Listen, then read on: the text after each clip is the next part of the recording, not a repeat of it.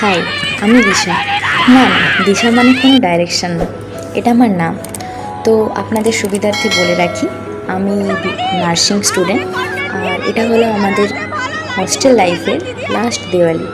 So চলুন দেখে নেওয়া যাক কেমন কাটলো আমাদের এই দিওয়ালি সেলিব্রেশন। তো ফার্স্টে এখানে দেখছি ঋষিতা, প্রিয়া আর মধুশ্রী সবাই একদম দিওয়ালি সেলিব্রেশন করার জন্য তাড়াতাড়ি রেডি হয়ে চলে এসছে।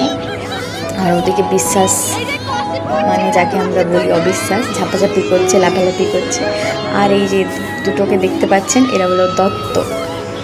দুই দত্ত মিলে এখানে টুইনিং করছে, আর ওদেরকে আমরা মোটু পাতলু বলে থাকি। আর এটা হলো সুকৃতি।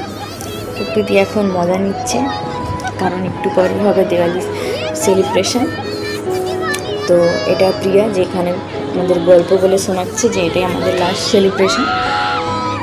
তো এই হলাম আমি এবং আমার বন্ধুরা, যেখানে সবাই খুব মজা করছে। আর আমি ব্যাঙের মতো লাফাচ্ছি, কারণ এখানে আমার কোনো কাজ নেই, আমি থাকতে পারি না। আর এই যে মধুশ্রী বয় বয় বয় বয় করে ঘুরে যাচ্ছে, কারণ ওর ঘোড়ায় খুব শখ জেগে উঠেছে। আর এখানে আমি সাউন্ডটা অফ করে দিয়েছি, কারণ কি প্রচুর গান, মানে স্পিকারে প্রচুর গান বাজাচ্ছিল ওরা। কী গান আমি জানি না। তারপর এদের মুড হলো বিহু নাচবে, চলো বিহু স্টার্ট করা যায়। তার জন্য আমিও ফ্লোতে বিহু স্টার্ট করে দিলাম। বিহুর যদি কেউ দেখে তাহলে আর কি বলি, আর কিছু বলার নেই। তো এখানে মধুশ্রীর শেষ। এখন আমাদের স্টেজে উঠেছে সুচেতা দত্ত। সুচেতা খুবই ভালো পারফরমেন্স করে নিয়েছে মধুশ্রীর সাথে।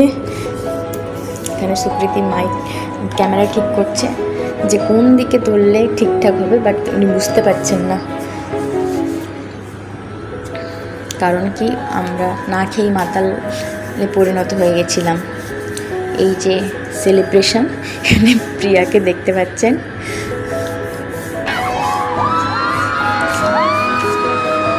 এখানে এখন আমাদের রচয়িতা গান করে শোনাবো।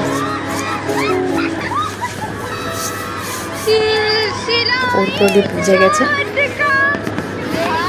আপনারা আপনাদের প্রদীপ জ্বালিয়ে রাখুন, তাহলেই হবে।